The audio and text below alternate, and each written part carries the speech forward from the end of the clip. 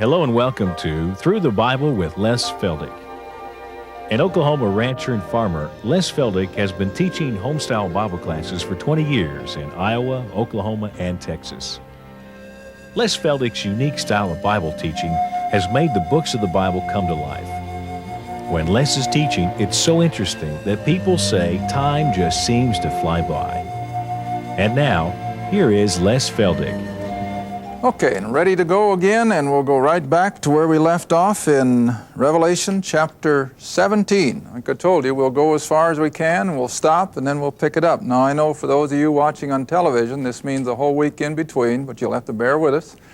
But anyway, we trust we can hold it all together, and that you'll be learning, and hopefully we're making Revelation a little easier to understand.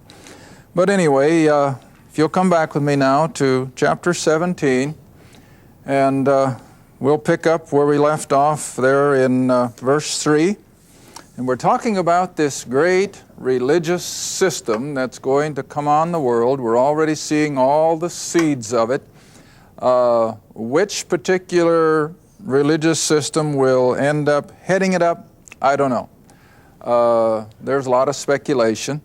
There are a lot of worldwide, huge religious organizations on the scene tonight who have tremendous wealth. They have tremendous political power, and they have, for the most part, been persecutors of true believers. I made mention of that in a program some time ago. In fact, I guess a couple of years ago. I guess I was reading it in one of the little books that we've transcribed. But you see, it's always been that way. Even way back in the Old Testament, the pagan, idolatrous world was always making life miserable for the true people of God. Even on this side of the cross, I've always mentioned that most, if not all, of the world's conflicts, and you look around the planet tonight and it still bears it out, most of the conflicts have been precipitated by religionists trying to force somebody either out of their area or under their thumb. Now you just think about it. Now you take the whole situation in Yugoslavia. What is it? It's religious. It's all it is. And of course politics becomes part of it, but it's basically religious. And so as this great religious system comes on the scene, it will of course be satanic. Just because it's a religion doesn't mean it's godly. It'll be a satanically inspired organization under the guise of religion, which will be headed up again by this one world religious leader, which we've identified as the false prophet, who I said a few weeks ago could very easily be an apostate Jew. After all, I was reading here a while back where one famous Jew was a Muslim, so it's not unusual for Jews to embrace something other than Judaism. But whatever, we know this great religious system is coming on the scene. It's going to be worldwide, and it's going to have tremendous power over the everyday individual. We're going to see now in just a little bit that it is supported by the government of the Antichrist. Now that's nothing new. Even today, you go into certain nations in Europe and the government actually subsidizes and supports some of the large denominations. I remember here, about a year ago, I had a young lady from Switzerland who was in one of my classes. She was an exchange student over here. And I was talking to her at break time, and she was telling me that her daddy was a minister of a rather large church over there in Switzerland. I don't remember what denomination, but it was a Protestant. And I said, well, you know, I've always heard that very few people in Europe go to church anymore. Does he have any better luck? Oh, she says, no, nobody comes. She said, nobody comes to church. And he says, all he is paid for is to be there for weddings and funerals, but she said, nobody comes to church. And I now, wait a minute. I said, then who pays his salary? Well, she said, the government. See, so there you are. The government supports that particular denomination, and out of that comes the salaries. Well, you see, this was the very nature of the thing when our forefathers left Europe and took sail for America is that they wanted to come out from under that big hand of the government who was literally subsidizing their particular church. And that's why our forefathers were so adamant in the separation, as they called it, of church and state. Now that didn't mean that they didn't want God in government. See, that's where we have completely twisted it all around. Our forefathers certainly did not intend to take God out of government, but they did not want government to run their church. And that, of course, is as it should be. But here, now let me show you the language. Verse 4, the woman was arrayed in purple and scarlet, decked with gold, precious stones, and pearls, a golden cup in her hand. What does all that speak of? Wealth, tremendous wealth. And again, look at some of the large religions of the world. Their subjects are poor as church mice, but where's all the wealth?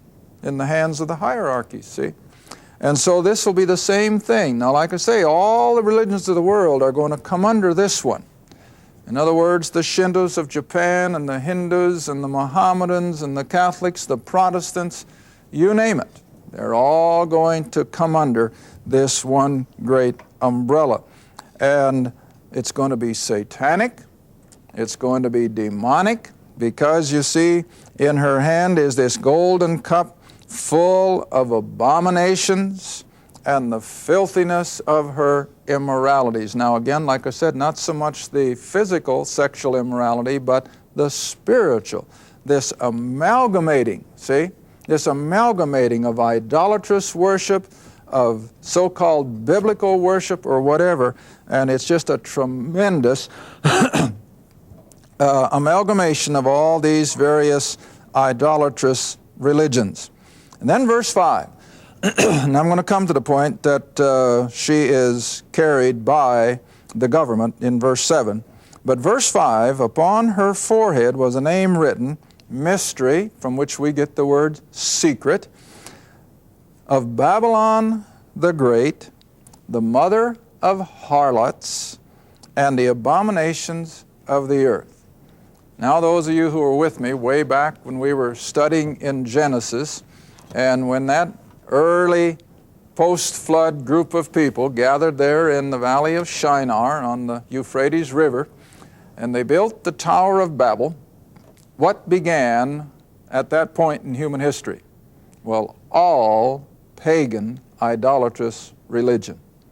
In fact, any cult today, if they are a true cult, even though they may use a certain amount of Scripture, yet you can take parts of their doctrine that'll put their roots right back in the Tower of Babel. Every one of them. And all of the religions of the world have their roots going right back to the Tower of Babel. That's where it all began.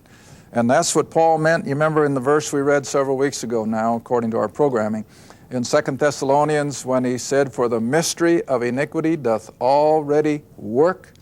Oh, it's been working ever since they scattered from the Tower of Babel. And it has been a constant adversary of the true worship of Jehovah God. First for the Jew. What was Israel's nemesis all through her early history? Going into idolatry, see? Baal worship, Moloch.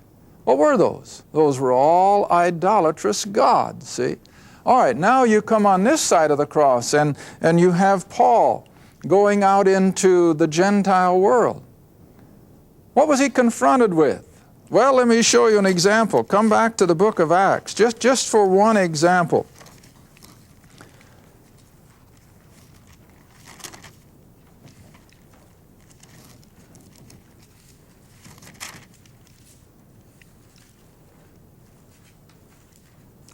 Acts chapter 19. Acts chapter 19. This is just one good example in Paul's journeys up into Asia Minor. as he is taking now the gospel of the grace of God to the Gentile world. And as he and Barnabas had come into Ephesus, multitudes of those pagans were being converted. Now, as they were being converted to Paul's gospel, what were they doing with their idols? Well, they were pitching them, throwing them away. Now that in turn, you see, caused the ire then of the men who made their idols, and that's the silversmiths, see? All right, now look what happens when Christianity began to make inroads into the idolatrous worship of these pagan religions. And it's no different today. It's not one whit different. Verse 23, and the same time, that is of Acts 19, and the same time there arose no small stir about that way. What way? Paul's way, the gospel of grace.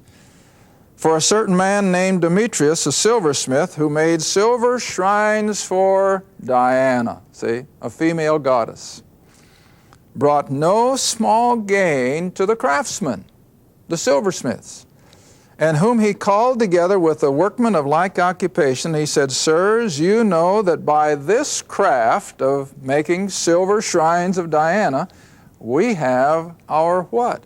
Our wealth. And after all, what is the engine? Now, we had a great junk bond broker of a few years ago who made the saying rather popular that there's nothing wrong with greed. So I've already answered my question. What is the engine of economy? Greed. Greed. It's that constantly wanting more and more and more. And that's what fuels it. Now, of course, I'm certainly not in favor of sitting back and saying, well, I'm not going to do anything. You know that. But on the other hand, there has to be a tempering, see? And so greed is what prompts these silversmiths now to rise up against Paul's ministry and against Christianity, because it's by this, making these silver shrines to Diana, that we have our wealth. Verse 26, moreover, you see and hear that not alone at Ephesus, but almost throughout all Asia, that is Asia Minor, that'd be Turkey, this Paul hath persuaded and turned away, what? Much people, saying that there be no gods that are made with hands. And so not only this, our craft is in danger to be set at naught, but also that the temple of the great goddess Diana should be despised, and her magnificence should be destroyed, whom all Asia and the world, what? Worshipeth. Now that's what idolatry does, see? Idolatry just feeds on the baser instincts of humanity. All right, come back now into Revelation chapter 17. And so here we have this great religious system. Verse 6, or verse 5 again, going all the way back to old ancient Babylon, the Tower of Babel. And it's been the adversary of the truth of God ever since. But it's going to crescendo during this last 7 years, when it's just going to all of a sudden come to a peak. So this mystery Babylon the Great, the mother of harlots. Now, even though idolatry is basically dealing in the realm of the spiritual, albeit it be the dark side of the spiritual, yet idolatry still is dealing with man's innate desire to worship something, isn't it? But when you get into a study of pagan worship, especially back at the time of Paul and the New Testament, you want to remember that part and parcel of their worship was gross immorality. Because you see, almost every pagan temple, like this one mentioned in Acts, the temple to the goddess Diana, were nothing more than glorified houses of prostitution in the name of their religion. And those pagan priests would conscript young ladies from out across the countryside to come in, and they were forced into prostitution, but in the name of religion. And see, this is what God is finally coming back to. Now verse 6, and I saw the woman. Now remember, we're talking about the religious system. Just like the beast refers to the political system, this woman here is referring to the religious system again. And I saw the woman drunken with the blood of the saints. Who has been the persecutor of true believers? Religion, of one sort or another. And so they've been filled with the blood of the saints and with the blood of the martyrs of Jesus.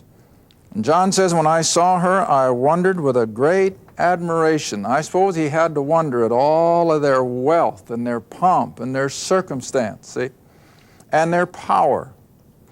Verse 7, and the angel said unto me, wherefore did you marvel? I will tell thee the mystery or the secret of the woman and of the beast that carries her. Now, what does that tell you? If you've got a beast of burden carrying something, it's supporting it, isn't it? All right, so what you really have here now then is that this revived Roman Empire, this great political worldwide system now, headed up by the man Antichrist, is going to subsidize, is going to support this world church. See that? And the church is riding upon it. The government of the Antichrist is supporting it. Verse 7 continuing. The beast that carries her, who has the 7 heads and the 10 horns. And again, that's a reference to the Antichrist, to Satan, as well as to the empire. Verse 8. The beast that thou sawest was, and again, I'm still going to hold that this is the Roman Empire. It was. It faded off the scene. It disappeared. Is not. Shall ascend out of the bottomless pit and go into perdition. And they that dwell on the earth shall wonder. Who? Those whose names were not written in the book of life. So we have the unbelieving element of the world who are going to be part and parcel of this great religious system. And they shall wonder, whose names were not written in the book of life from the foundation of the world, when they shall behold the beast that was and is not and yet is. In other words, when this whole ancient Roman political, economical system, as well as I think the pagan religion system, is all going to culminate. Verse 9, and here is the mind which has wisdom. The 7 heads are 7 mountains or kingdoms or nations on which the woman sitteth. In other words, she has rule. Now verse 10, here again I'm going to come back to the nations of Western Europe who will be the core of all this. And there are 7 kings. Now remember, we started with 10. There are 7 kings, 5 are fallen, 1 is, in other words, it's still evident, and the other is not yet come. In other words, there's one that's still to come on the scene. And when he cometh, he must continue a short space. In other words, not for a very long period of time. And then verse 11, now we come to the rise of the Antichrist. And the beast that was and is not, even he is the 8th. And he is out of the 7. And again, he's going to go into perdition. In other words, the Lord is going to destroy it at his coming. Now I think what you have here is you're going to start out with 10 nations. 3 of them are going to lose their identity rather shortly, but their prime ministers or their presidents or their kings are going to stay in the picture. But the sovereignty of their nation will be lost, and so the 10 will be down to 7.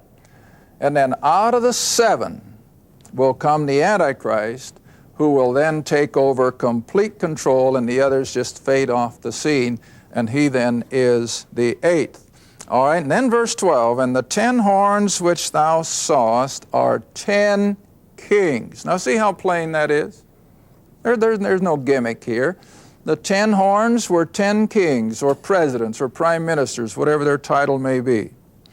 And they have received no kingdom as yet. In other words, they don't have the power and the political clout that the Antichrist will have. But they receive power as kings for 1 hour, for a short period of time, with the beast or with the Antichrist and his empire. Now, here's what they'll do. They'll all agree have one mind, and they'll give their power and their strength to whom? The Antichrist, the beast. And there he's got it. That's what he's been working for. He's been maneuvering. See, remember when we've taught this several weeks ago, that he'd come in with peace and prosperity and flatteries? See? He's not going to come in and take it over with civil war. He's going to manipulate. He's going to be a smoothie.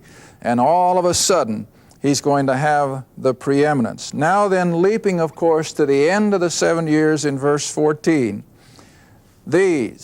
all these nations under the headship of the Antichrist and the false prophet, they shall make war with the Lamb, and the Lamb shall overcome them, that is, at Christ's second coming. For he is Lord of lords and King of kings, and they that are with him are called, that is, you and I will be coming with him now, remember, chosen and faithful. And he saith unto me, the waters which thou sawest, where the whore sitteth, in other words, where this great religious system is operating, are people and multitudes and nations and tongues. In other words, it's just that. It's a worldwide religious system.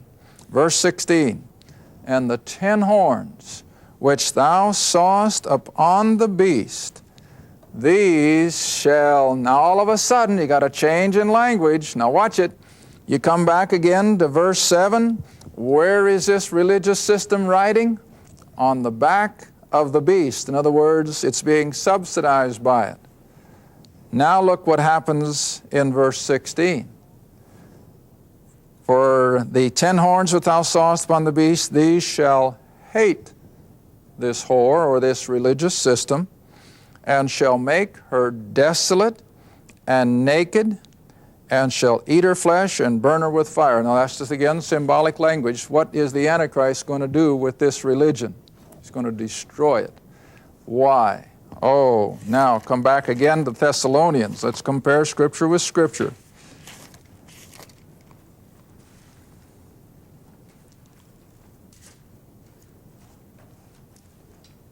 Now, I think we can also go all the way back to Daniel, but find 2 Thessalonians first, chapter 2.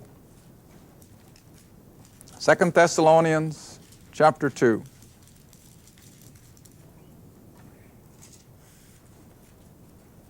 All with me? 2 Thessalonians, chapter 2, and come down to verse 4. The pronoun who, of course, referring to the man of sin, the Antichrist, who opposeth and exalteth himself above all that is called God or that is worshipped, so that he as what? God. See that? He's going to set himself up as God. He's not going to let any world religion have anything to do with him anymore. He is going to take absolute control himself, so that he as God sits in the temple of God. Now, of course, we know that Israel is going to rebuild their temple, don't we? It's going to be in Jerusalem. Haven't got time, I guess, in this program, but again, if we could go back to Daniel chapter 9, maybe we'll have time. We can go back to Daniel chapter 9. What is this fellow going to do at the midpoint of the tribulation? He's going to move into the temple in Jerusalem, and he's going to defy it. All right, you're already going ahead of me. Go back to Daniel. Go back to Daniel. Chapter 9 again, a verse that we look at over and over because it is so foundational to the prophetic study, especially of Revelation and the 7 years. Daniel chapter 9. Daniel chapter 9, drop down again to verse 27. Where this prince that shall come, in verse 26, shall confirm or make the covenant with many, with the Jews, for 7 years, 1 week, and in the middle of the week, at the end of 3.5 years, he shall cause the sacrifice and the oblation to cease. Now, I always like to stop when at least the thought comes to my mind. In order for temple worship to cease, what does it have to be doing? It has to be going, see? You can't stop something that's not going. So it stands to reason that if this man Antichrist is going to go into the temple in the midpoint of the tribulation, it has to be there and it has to be operating. And so that tells us that Israel will get her temple rebuilt. We know she's ready for it. She's got everything all set for the priests and all the utensils. They're all ready. In fact, if you get time and your guide is willing, you can see these things when you go to Israel. They're all on display. And so we know the temple will be operating. And then at the midpoint, he's going to go in and suddenly turn on the Jew.